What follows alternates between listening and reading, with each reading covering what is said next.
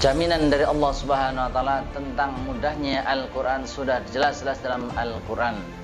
Maka kemudian apabila seseorang menjumpai kesulitan dalam menghafal Al-Qur'an, sudah jelas bukan Al-Qur'an yang sulit untuk dihafalkan, bukan Al-Qur'an yang sulit untuk dipelajari, akan tetapi mungkin dia itu adalah orang yang mempersulit dirinya.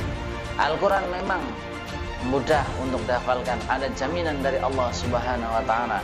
Akan tapi kalau dia menghafalnya dengan cara yang sembarangan, dengan cara yang tidak benar, dengan langkah yang tidak benar, maka yang terjadi adalah kesalahan-kesalahan. Kalau terjadi kesalahan, maka yang terjadi adalah kesulitan di dalam menghafal.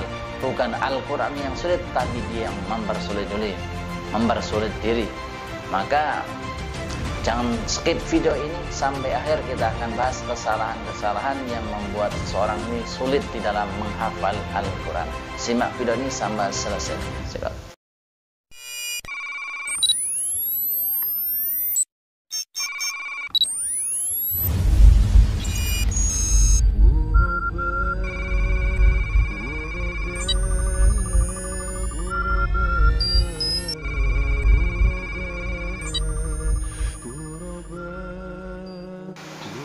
Assalamualaikum warahmatullahi wabarakatuh. Alhamdulillah, sahabat Al-Ghuraba Santri 22 yang dimuliakan Allah Subhanahu wa taala.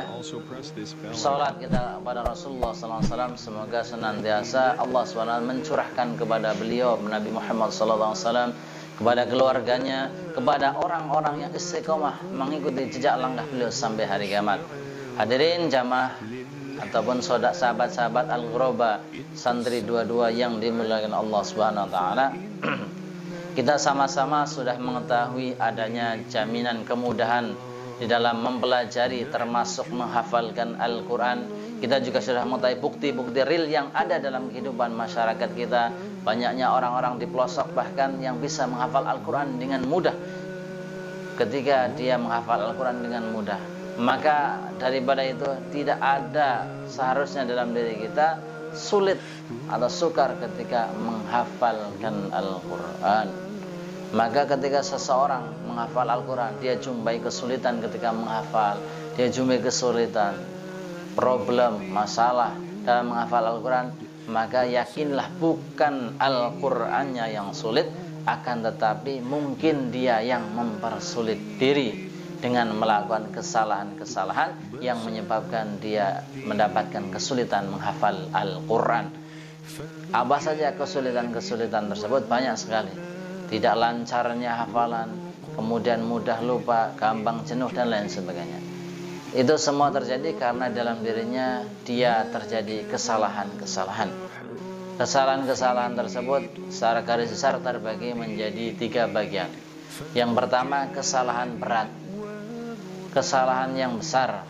Kesalahan berat atau besar ini tidak hanya menyebabkan kurang lancarnya hafalan, akan tetapi kesalahan berat ini bisa merusak bahkan menghilangkan pahala daripada menghafal Al-Quran yang seharusnya ia dapatkan. Apa kesalahan berat tersebut? Adalah salahnya niat ketika menghafal Al-Quran. Niat menghafal ke Al-Quran hanya sekedar mencari kesenangan duniawi saja.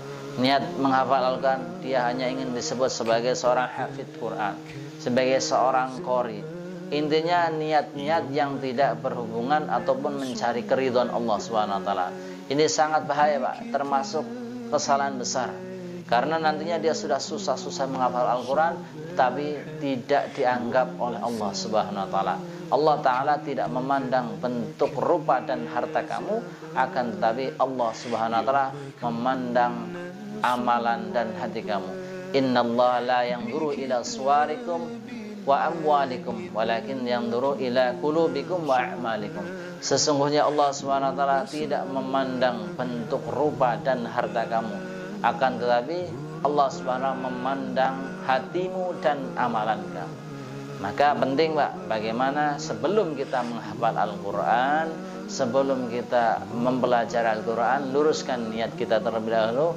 Niat menghafal Al-Quran, niat mempelajari Al-Quran untuk mencari atau menyenangkan Allah Subhanahu wa taala, menyenangkan menggapai ridhonya Allah Subhanahu wa taala.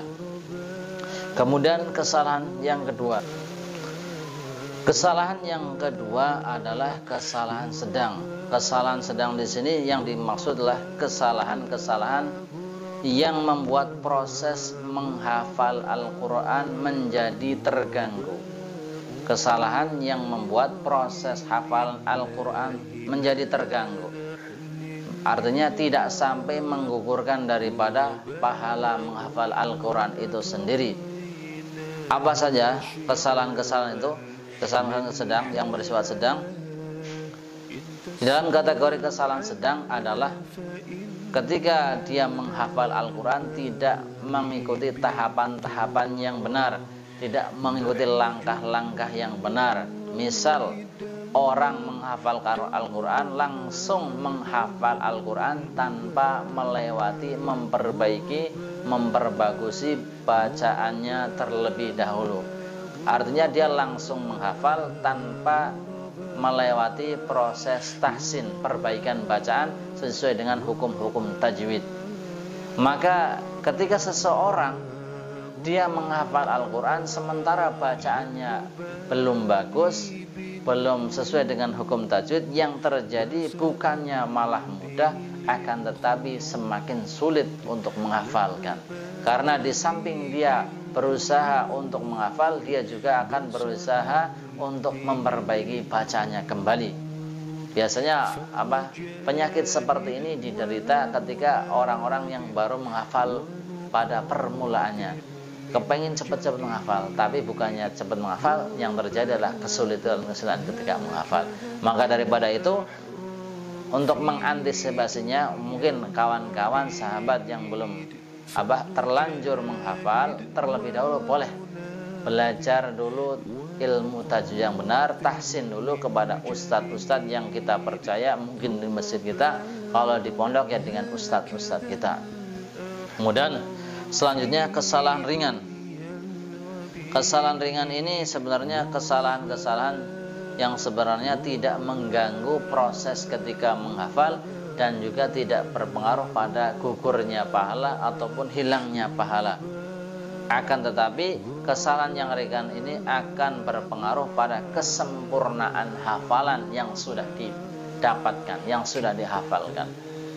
Hafalan yang sudah ada nanti akan goncang dengan melakukan kesalahan-kesalahan yang ringan ini.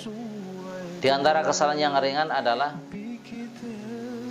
menyepelekan masalah murojaah. Murojaah. Ketika seorang murojaah, kadang-kadang dia hanya fokus dengan Al-Quran. Artinya dia murojaah, tapi dia tertuju harus megang Al-Quran. Memang memegang Al-Quran, menyentuh Al-Quran sendiri, memandangnya ini pahala ibadah. Akan tapi dalam kaitannya dengan ini, seorang penghafal Al-Quran memang dia harus memegang Al-Quran, tapi juga ada kalanya dia tidak memegang Al-Quran untuk disimakkan, sehingga hafalannya lebih kuat. Ini salah satu kesalahan, meremehkan masalah murojaah. Kemudian kesalahan-kesalahan yang ringan lagi apa diantaranya? Yang lain adalah sering gonta-gantinya mushaf Al-Quran yang dihafalkan. Diharapkan ketika dia seorang menghafal Al-Quran ini menggunakan Al-Quran yang sama dari awal sampai selesai 30 juz, sehingga dia tahu letaknya persis, posisi Al-Qurannya, posisi ayatnya di mana, saya ini tahu. Jadi kenangan nanti kelak. Seperti itu. Ya, semoga dengan kita mengetahui kesalahan-kesalahan yang terjadi di dalam menghafal Al-Quran, kita bisa mengantisipasi untuk menghindarinya. Yang jelas ya, minimal kita usaha jangan sampai terjadi kesalahan besar atau kesalahan berat. Kemudian kesalahan sedang. Yang terakhir adalah kesalahan ringan, diusahakan juga tidak ada. Semoga dengan kita menyimak, mendengarkan sama-sama kesalahan-kesalahan yang terjadi dalam menghafal Al-Quran ini membuat kita lebih hati-hati, sehingga harapannya kita bisa mudah untuk menghafal Al-Quran dan selesai semua 30 juz dengan mutqin. Semoga video ini bermanfaat bagi diri kita dan umat seluruh alam. Ada benarnya dan dari Allah, salahnya saya sedang belajar.